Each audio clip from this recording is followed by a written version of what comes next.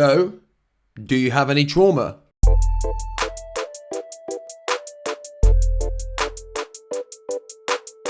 Welcome back, and firstly, if this is the first time that you've ever landed here and you want to learn about emotional health, how to process your feelings, and all things mental health, then please make sure that you subscribed and you turned on the notifications so you know each and every time I post a video. So often when I talk about trauma and how it's linked to things like addiction and internal struggles when we're adults, I'm so often told by people, but I never experienced any trauma. I didn't have any trauma in my life, so how can what I'm suffering with have any links to trauma? Now, it's really important to say that the big mistake that people make is that they look for a traumatic event and then they think that that is equal to trauma. That's not the case, okay? Trauma is not what happens to me. It's what happens inside of me as a result of what happens to me. So what I mean by that is, whenever something happens to me, my brain, when I'm a child particularly, my brain creates a response in order for me to be able to deal with that, okay?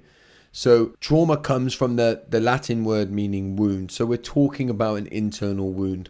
And just like it would be pretty impossible to get to adulthood without at least like grazing your skin, right? And I'm talking about a tiny wound, right? I think it's the same internally. It would be almost impossible to get to adulthood without some kind of internal wound. So I actually think all of us to some degree have experienced some kind of wound. Now, the difference in a lot of people come down to some different types of things. One would be your natural personality traits, so your natural characteristics, which I'm going to come on to. And also then how those wounds were treated throughout your life. So you could lose a parent, for example, when you were young. That would be hugely traumatic. But if you had at least one or more nurturing adults in you, in your life, that were fully available to be able to nurture you through the difficult emotions that caused, then you may be able to look after the wounds that it caused well enough so that when you reach adulthood, it's, almost healed. Of course, deep wounding will always leave a scar, so it may be that you struggle with it when you think about it, etc., but you're not actually wounded. Now, I think what a lot of us do is we reach adulthood still wounded. Now, we don't need that actual traumatic event. Now, let me give you an example of what may have created an internal wound for you. And I think this is true for a lot of people, by the way. If you're a highly sensitive person, quite an emotional person, and you didn't have one of your parents available in your life that had that emotional capacity that you had, then lots of your feelings and emotions would have been left unattended to, because as a child, you would have sensed that your parent is frightened of or doesn't have the capacity to explore certain emotions. And if you were feeling them quite regularly because you were sensitive and emotional, then you would have learned to bury and push those down.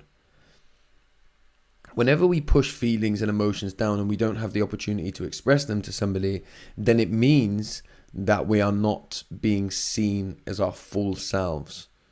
So from a very young age, we may have become quite emotionally lonely.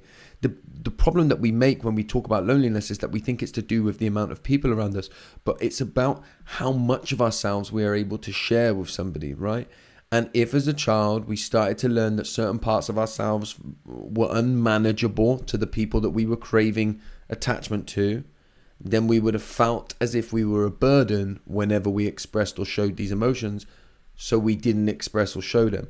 The problem lies in that the fact that as we then grow up, our conditioning remains, and then as we make our adult relationships, we do the same thing. So we create bonds in our adult relationship, and we may start to feel certain feelings and emotions that we know are deep and heavy, and rather than show our full selves in our adult relationships, we do what we did when we were younger, and we push them down and we don't talk about them, and we keep them buried, so we remain emotionally lonely.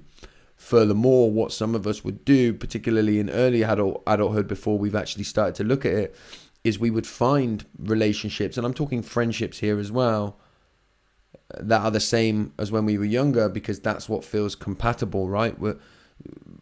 And it's based on who we've presented a kind of false self to the world. So our relationships are built around that. And so we always remain lonely.